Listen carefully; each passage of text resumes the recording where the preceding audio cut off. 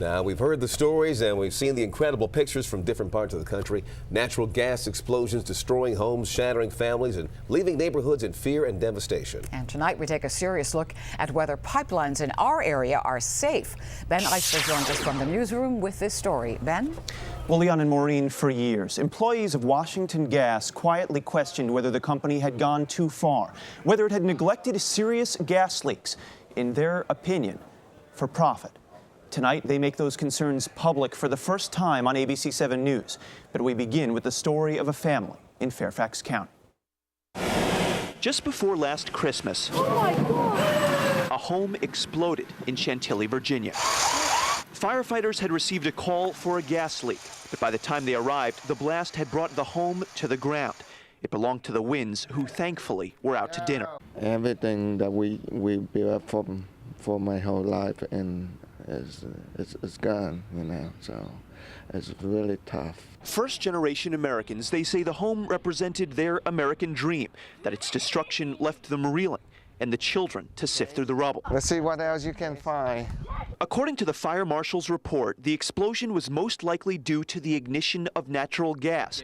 A spokesman told us that gas leaking from a pipe in the street had migrated into the home. There was a leak, and it infiltrated the house, and then there was an explosion. We can't tell you more about the explosion because Washington Gas won't release its investigation. I just think Washington Gas is screwing around because they don't want to pay any money. I understand that. But we did obtain a surprising internal memo from a different case regarding how to address a spike of leaks in Prince George's County. It reads, "We are not planning on an overall leak survey since that could result in finding new leaks."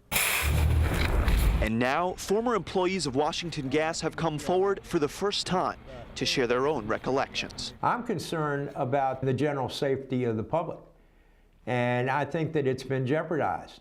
And I think that it's all been due to profiteering on behalf of the gas company. 3 former employees describe leak evaluations as loose.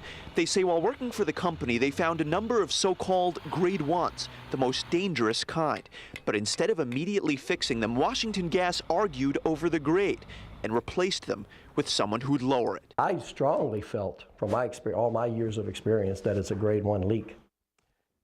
Then I turned it in as a grade 1, only to find out the next day that somebody went out there behind me and they may say,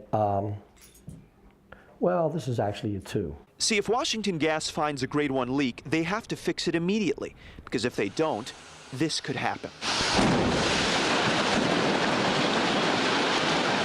But by calling it a grade 2, they may have 15 months to fix it.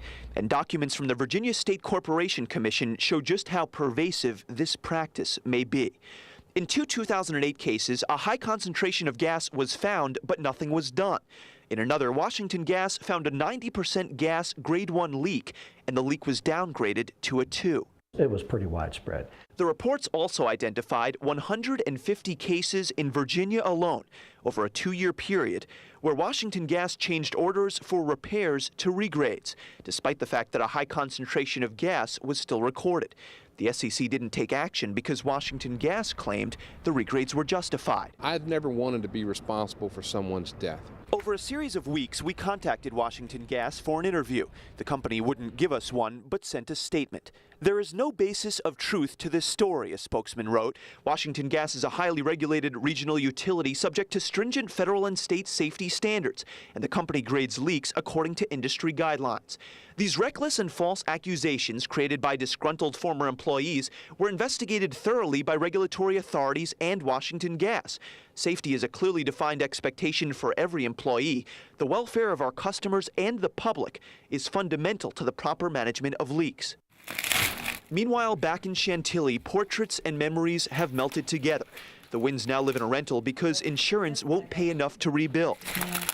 And while they worry about paying for their kids' college, they say Washington Gas won't even tell them what happened to their home. 9 months later, the company says it's still investigating what caused the explosion. If Washington Gas doesn't have nothing to hide, it's not their fault, then they can come forward and tell us at least what happened to our home. They build a stone wall. They don't let anybody see any evidence that they got. Now, classifying leaks is difficult. It involves some degree of subjectivity, and there's clearly disagreement on how it should be done. Still, as a result of our reporting, the Virginia State Corporation Commission has indicated that it will investigate these matters. You can check out the documents that we cited on our website, WJLA.com, as well as share your own experiences with Washington Gas. Ben Eisler, ABC 7 News.